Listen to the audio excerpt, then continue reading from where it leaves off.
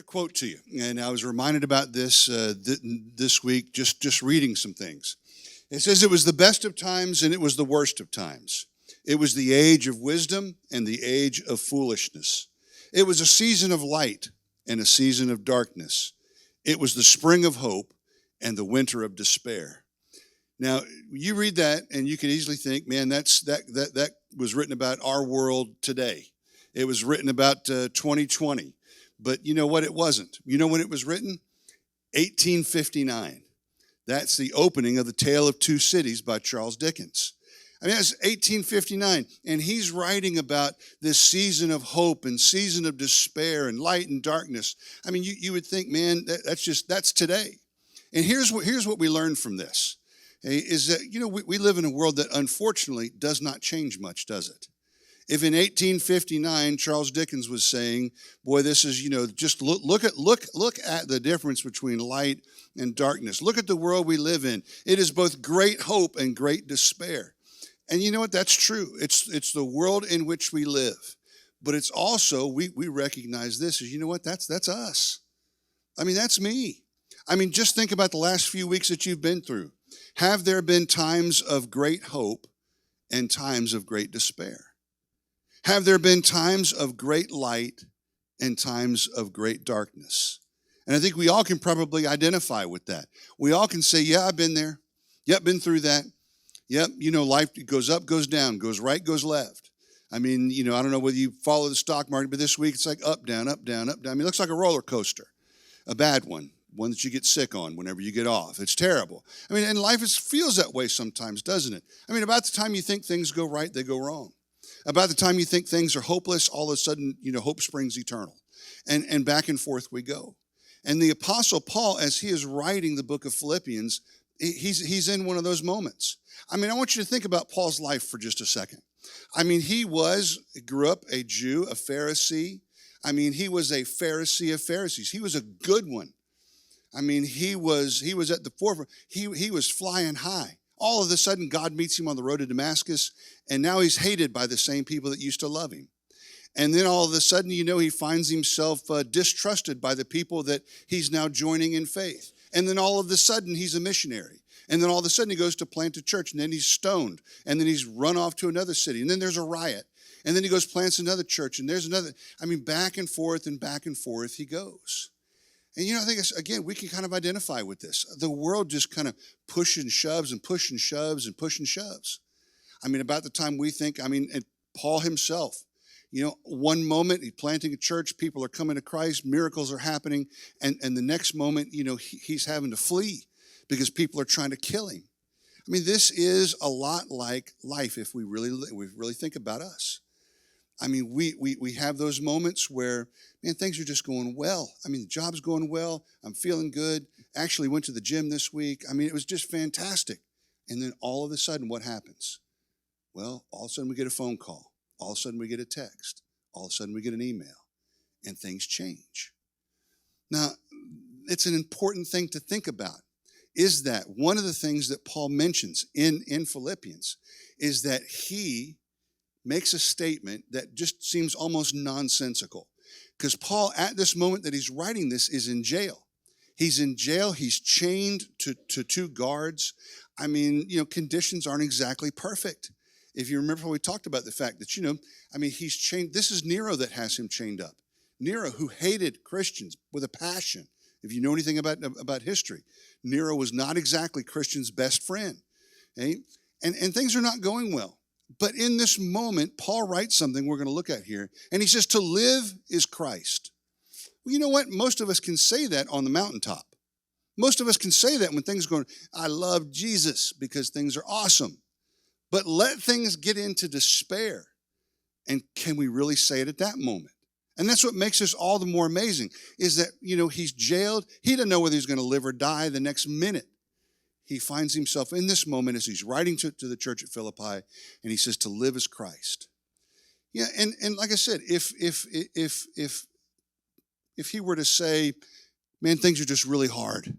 Things are just really difficult. I'm struggling terribly. We all would understand. Absolutely. Absolutely. But sometimes we have to look at this and realize that he says Jesus is it. He's where it's at. And if I'm going to survive what I'm going through, if I'm going to make it through this, he's got to be more than just more than just my mascot. Can I tell you something? Jesus makes a great king, but a lousy mascot. Because he's not a mascot. He's not just there to get us through our tough day. He's not just there to make things a little bit better. He's not just there to say a little prayer and have a little hope. When he says to live is Christ, what he means is Christ fills my heart. His love fills even chained here, his love fills my heart. Even here in jail, his passion fills my heart. And it's in that moment that, you know what? Christ is life makes sense because he's not focused on what's happening in the moment in his circumstances. He said there's something greater than what's happening in this world. And if we pay attention to what the Bible tells us, we realize this is absolutely true. Because it tells us several times, hey, the world and everything in it is passing away. Means it's fading off into the sunset. But yet it says that Jesus lives forever. He is king forever, for eternity. And there are things, listen, there are things that are bigger than what is just happening in this world, in this moment, in this day, in this hour. And if we can take a moment and draw a line in the sand to say, you know what, there's something greater in me and around me than just what's in the moment. It helps us. Listen, and I hear it, people say, well, that's just escaping. No, it's not escaping. It's true. It's truth. If we just simply listen to what the world tells us, we would swear up and down that this world has God beat. But nothing could be further from the truth. God is never defeated. Can I tell you something? God has never lost a battle, and he never will. Ever. And if we can take for a moment that thought into our mind and into our heart and take this passage and say to ourselves in this moment, no matter where I am or what I'm going through or what I'm experiencing in the moment, listen, there is something greater than what's here. There's something greater than the circumstances we're going through. There's something greater than the coronavirus. There's something greater than anything that's taking place. Why? Because God is bigger than all of it. And when Paul says this, what he's saying is I have made a determination inside of my heart. I may be in jail, I may be chained, I may be facing death, but for me to live is Christ. It's a choice. It is something that we choose. And can I tell you something? If God is not bigger than this world, then listen, we have no choice but to simply suffer. If God is not bigger than these circumstances, we have no choice but to simply live under whatever it is that's happening around us.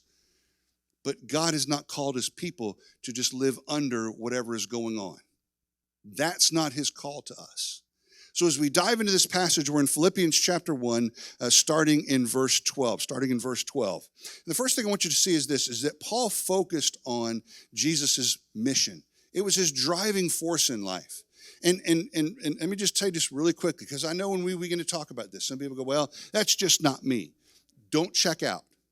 Okay, listen to what Paul says. Paul says in verse 12, and I want you to know, he says, my dear brothers and sisters, that everything has happened to me has helped to spread the good news. Now, this is incredible perspective. I mean, absolutely incredible perspective. What is he saying? He's saying, listen, I want you to know everything that's happened to me, and I want you to think about all the stuff we've talked about. Everything that we've talked about. Paul said, all this stuff that's happened to me. All this junk that people would say, gosh, that's terrible, Paul. Oh my gosh, I can't believe that you've been stoned and run out and fled, and you people have rioted against you. Whole cities have risen up against you. You're in jail, arrested. People have tried to kill you. And you're telling me that your perspective is, hey, I want you to know this. Everything that's happened to me has helped to spread the gospel. Why in the world do you have that perspective? Whenever you believe that the gospel is important. Whenever you believe the gospel is what's going to change the world around us. It's going to change the lives of people we love and people that we care about, the people that we work with every day, the people we go to school with every day, that the gospel is going to make a difference. And Paul says, I want you to know all this stuff has happened is to spread the good news. Verse 13 then says, for everyone here, including the whole palace guard, including all of Nero's guards, all these people that are here to guard me, all these people that in a moment's notice could be ordered to kill me. He says, I want you to know, even the whole palace guard knows that I am in chains because of Christ. And verse 14 says, and because of my imprisonment, most of the believers here, listen to what he says, because of my imprisonment, most of the believers here have gained a great word. What's that word? What's that word? Confidence. Confidence in the middle of what? Confidence in the middle of being chained, under threat of death. He said, I want you to know in the middle of this stuff, they have gained confidence. Can I ask you a question? Who here could use a little confidence? Who here could use a little bit of boldness? Use a little uplift to believe better things than what's happening in the moment. And this is what Paul is saying. They have gained confidence and boldly speak God's message without fear. Now again, you have to remember, we are not talking about a culture in which Christianity is generally accepted. We're talking about Rome.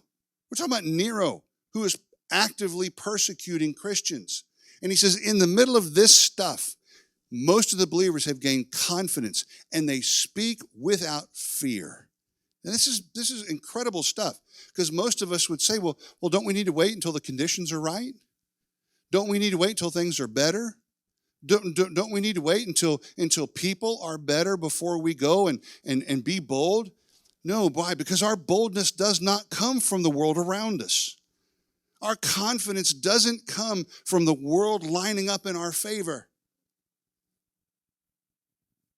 Can I ask you, when was the last time the world lined up in our favor? That would be never. You say, well, weren't there better days? Weren't there golden years before? In 1859, Charles Dickens said that there were seasons of great despair, great darkness. It was the worst of hey, listen, there's not a day and a time you can point to say everybody was saved, everybody knew Jesus, everybody went to church. There's never been that day. So I want you to think about this for a minute. He says, in the middle of this bad stuff, boldness, confidence, fearlessness came upon people. Why? Because, they took to heart what it is that Jesus said for us to do. It's to share and spread the gospel. Now, and I want you to think about this for a second. Paul said in the book of Romans, he said, I have an obligation to people to spread the gospel. And so do we. We have an obligation to the world around us to share with them how in the world they can get out of the mess that this world is in. How is it that they can have hope in the middle of everything that we see going on today? Well, you know what? And I'm just going to speak real straightforwardly. It's not going to come because our government gets it right. It's not going to come because our economy gets so good that we have no more problems. The economy can be great or bad, we're still going to have problems. Government can be good or bad, we're still going to have lots of problems. The only way out is because we need to get out of the world that we're in. And the only way we do that is by having hope for eternity. And that only comes through Christ.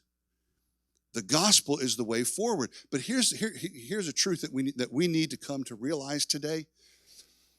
Because in general, as the church, I mean the big church, Big C church, we have come to the place where we really don't believe that the world is interested in the gospel.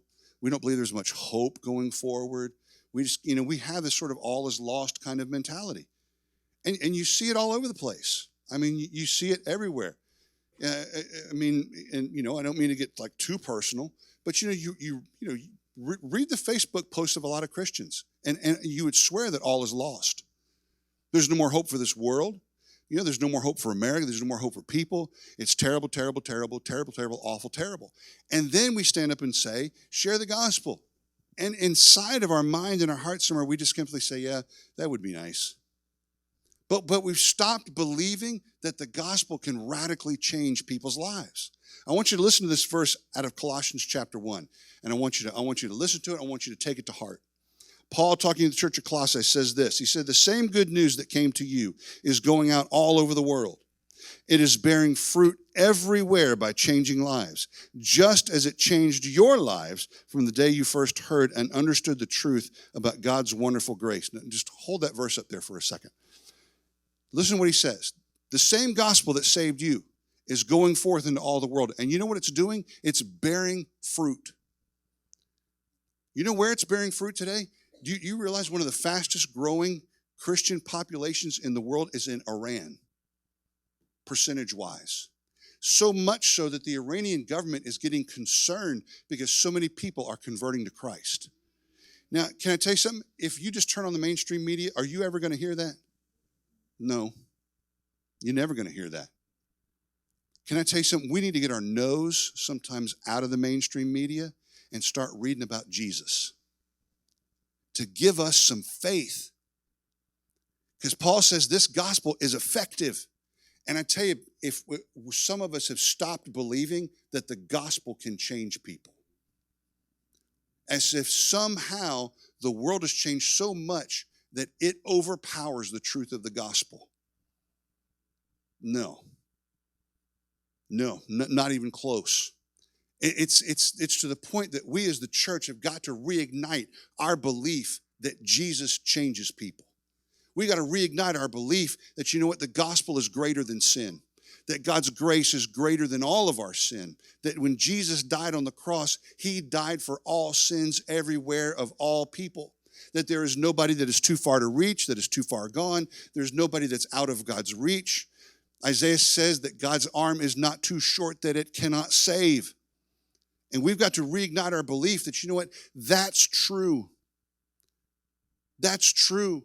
And Paul believed it, and it became something that drove his heart. The second thing is that Paul really focused on Jesus. Jesus became his focus. Not just the mission, not just the task, not just what he woke up for, but really the person of Jesus. And why is this important? Because it's very simple. If all we ever take in is just what's going on out here, we lose sight of who Jesus is. Now some of you have got those, those fancy new phones that have got portrait mode in them. Now, I just got a new phone a couple weeks ago, and it has this little portrait mode thing. I had to get my teenager to tell me how to use it. But I mean, I go to take a picture, and she says, push this and push that. All of a sudden, it's like all of a sudden the background sort of fuzzes out, and the person comes to the phone like, wow, that's really cool. That's focus. Some of us, Jesus is right in front of us, and the only thing we're focusing on is the background. We're focusing on all the news, all the stories. We're reading everything on Facebook and so forth, and we're reading all this, and we're reading all this stuff. And you know what? We make a joke about fake news and all this other kind of stuff. But can I tell you something? You can't absorb something hour after hour after hour after hour with it not affecting your mind and your heart. Paul said, I am focusing on Christ. And it became an important part of him being able to do all that he did and experience all that he went through, because he put Jesus on portrait mode. He put Jesus first and let everything else fade into the background. Now, some of you are saying, well, yeah, but isn't all this stuff important? It may be, but it is not more important than the person of Jesus. And at some point, when we deal with the world around us, we're going to have to make a choice as to what's going to garner most of my attention. What's going to affect my thinking? What's going to challenge me to be better, to grow forward? What's going to challenge me to become more like Christ? And I will guarantee you, when you focus on Christ, it will challenge you to become more like him. Why? Because he is so much different than we are. Listen, we live in a world in which, hating your enemy is like sport. But I'm telling you this, Jesus said, bless those who persecute you. Is that a challenge?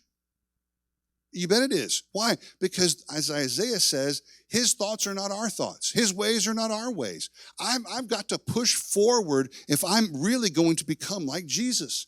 And can I ask you a question? If you're not going to become like Jesus, who are you following?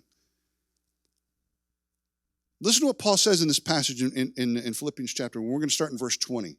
He says, for I fully expect and hope that I will never be ashamed, but that I will continue to be bold for Christ as I have been in the past, and I trust that my life will bring honor to Christ whether I live or die. For to me, living means living for Christ, and dying, he says, is even better.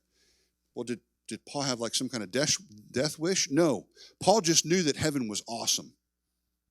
And no matter how good this world is, or no matter what's going on here, heaven is an awesome place. Can I tell you something that's really kind of neat? And we were having this discussion a couple weeks ago. You know, we love to love people. I mean, love is an awesome thing. You know, we love our spouses, our kids, we love our families, we love sports, we love all kinds of things. But can I tell you something? Think of the best love relationship that you have.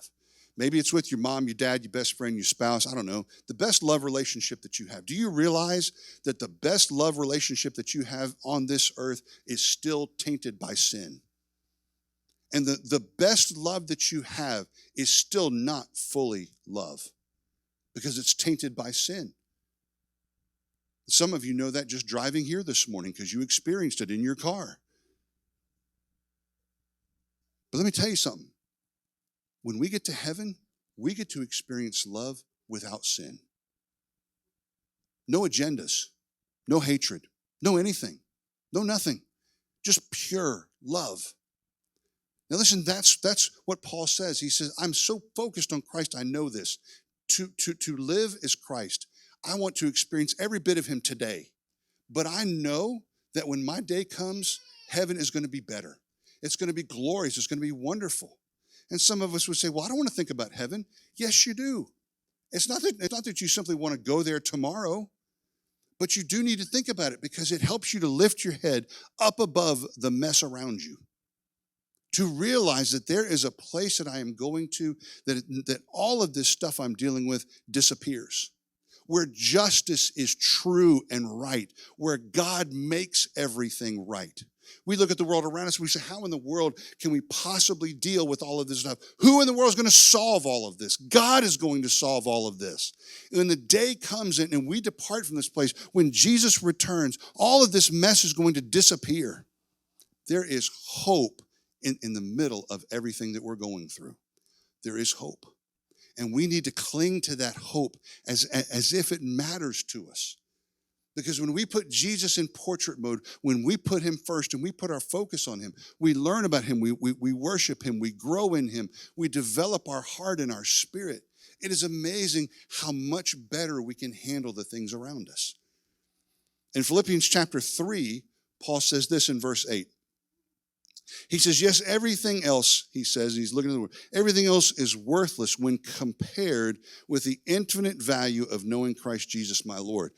Now, some of us would look at that and we would say, well, that's awful strong.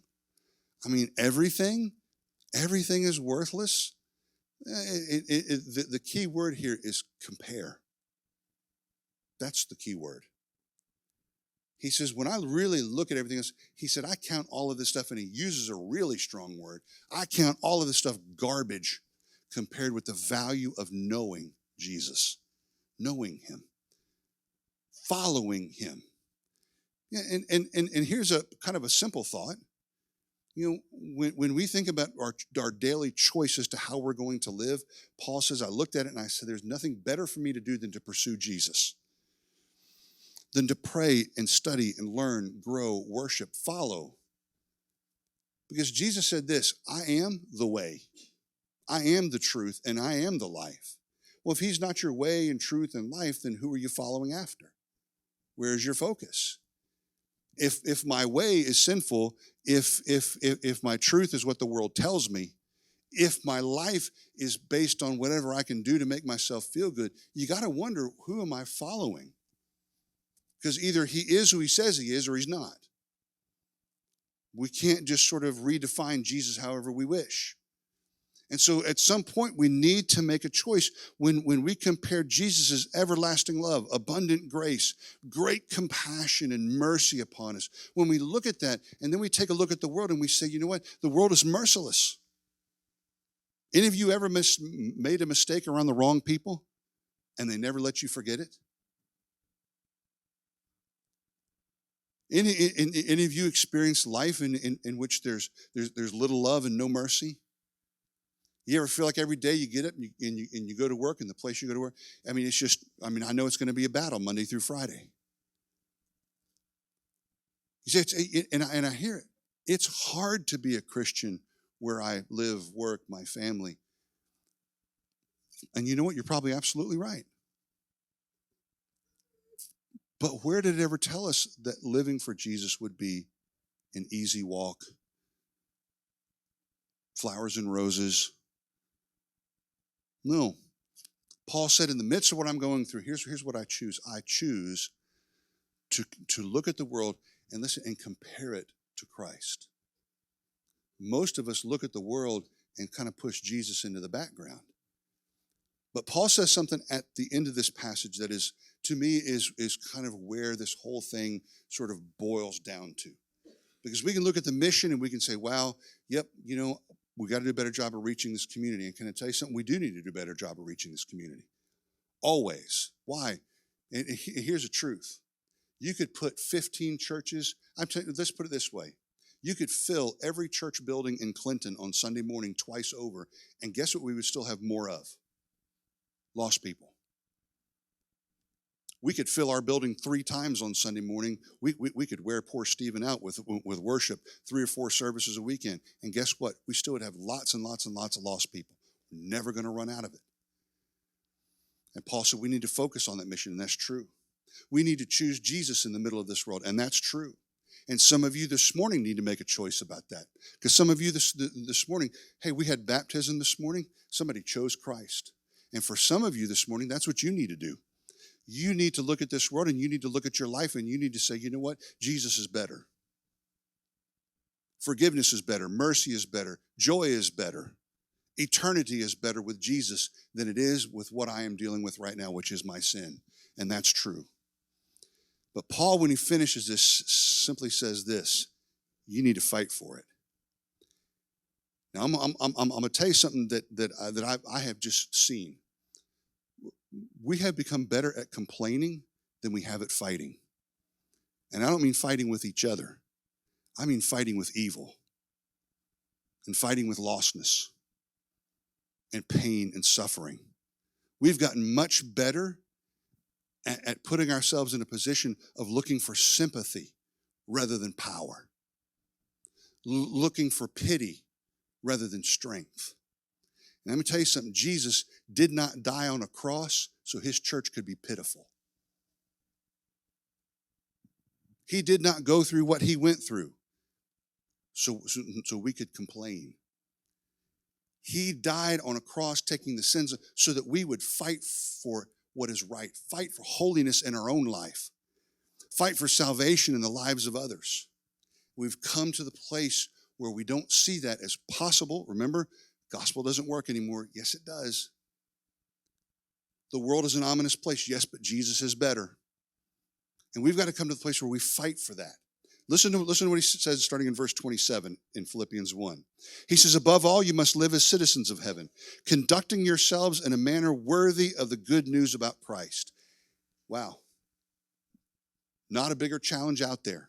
Live a life that is worthy of the gospel, worthy of the life that Jesus sacrificed.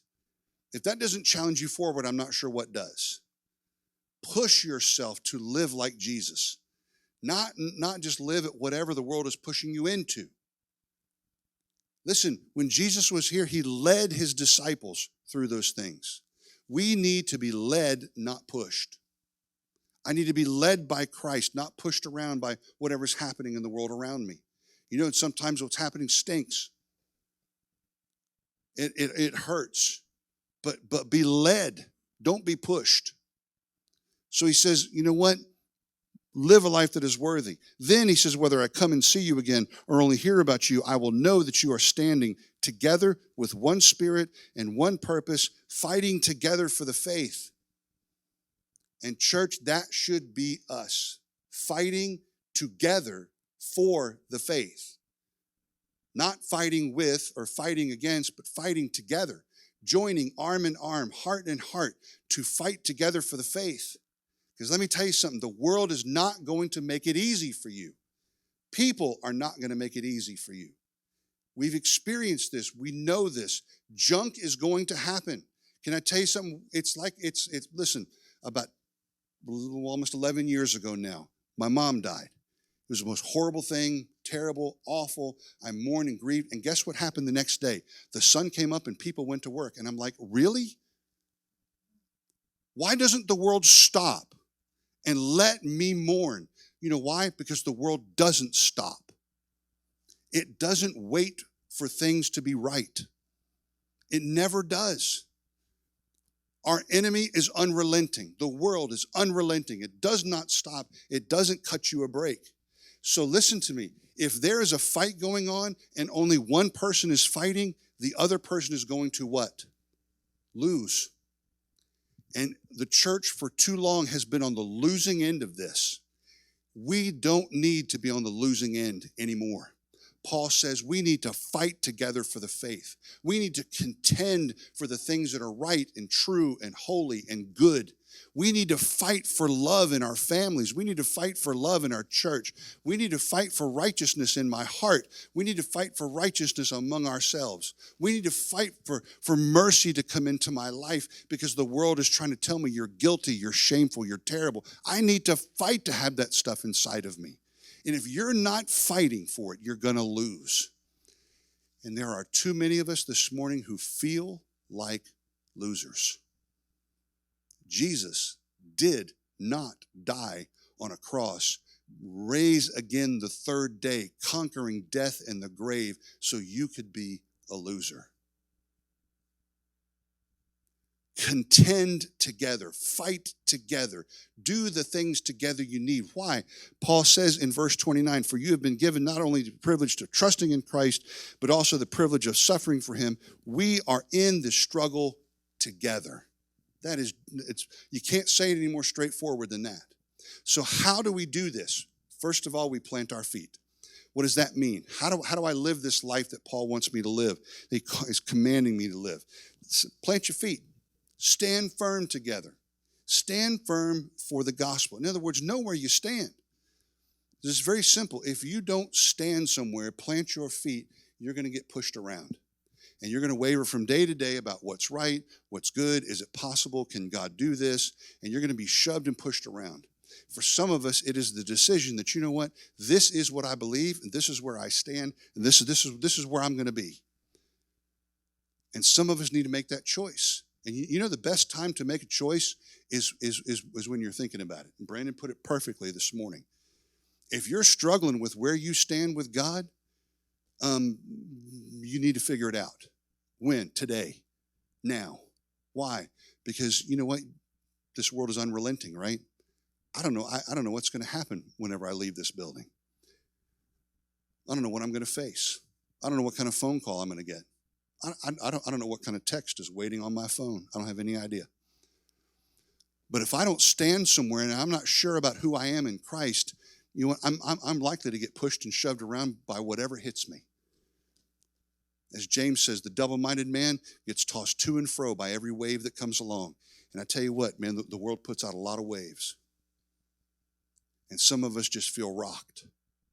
We need to stand firm. We need to find a place to stand firm. Secondly, is to walk with your Christian family. Now, I'm just going to tell you, this is something that we have got to get better at. We have to. We have to get better at living like Christians rather than living like individual people in the same room on Sunday morning. When you read the book of Acts, you know what it says? It says they were together. They prayed together, ate together, shared together. They loved together. They took care of one another. We need to get better at this. Now, listen, we've got ways to do that. You know, there's small groups you can join, and I hope you do. Of course, that's my thing. I hope you do join a small group. Why? Because it helps you to walk together with people. People know you. People can pray for you. People can share with you. And I hope you're in a group. But can I tell you, it starts with a fundamental attitude. The attitude is this, is that this is my Christian family. Right here. The people that you're looking at are the people that God has put you with. 1 Corinthians says God puts people in the body as he pleases. That means it pleases God that you are here in this place with this group of people. It allows you to contend together, fight together. Not fight it with, not fight against, to fight with, to join arms with each other. And I'm going to challenge you in something this morning. You can't contend with people if you have something against people. Let me challenge you in something this morning. If you've got issues with somebody here, can I tell you something? Fix it. When? Now. Why? Because you need them and they need you. You may not think so, but do they ever? Why? Because we need each other. Why? Because this world's a big, ominous place. You know why? Because there's lost people out here who are depending on this church to share the gospel. Will you share the gospel if you're at odds with people? No, you won't. I'll tell you a reason. There's kind of two reasons people generally don't invite folks to church. One is that they don't really believe Jesus can change their life. Two, they probably don't like the people they're worshiping with. You love the people that you're worshiping with, you will invite people. You know why? Because you got to come meet these folks. They're awesome. Simple. Third thing is this, is fight the good fight. Now, let me just kind of put this out here for you. If you're not fighting, you're losing, because the world's a big, ominous place. And you need to fight the good fight. You know why? Because there are people that are sitting right next to you right now who are depending on you to pray for them, who are depending on you to love them. Can I tell you something? Husband, wife, can I ask you a question? Are you contending for your spouse? Are you praying for them? Are you praying for their heart? Are you praying that when they go to work tomorrow morning, that Jesus is going to fill their heart? When they're at home tomorrow morning with the kids, that God is going to fill their life? Or are you just simply reacting to whatever kind of happens and we're all chasing our tails, and letting the world push us around? We need to contend for that. So can I ask you a question? Would you be willing to take your spouse by the hand and come down here and pray for them this morning?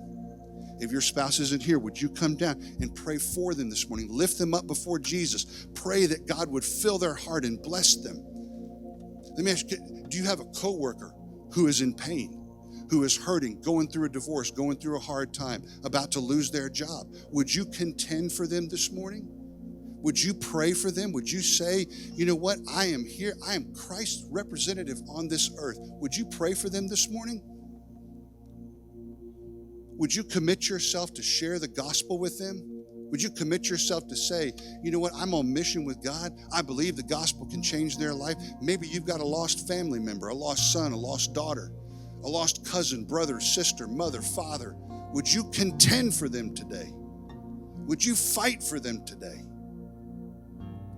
Young people who are here, would you contend for your classmates this morning?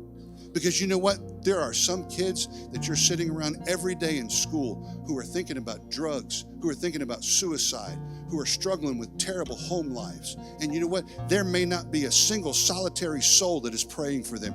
Would you do that this morning? Would you contend for your classmates and your friend? Would you fight the good fight of faith for them?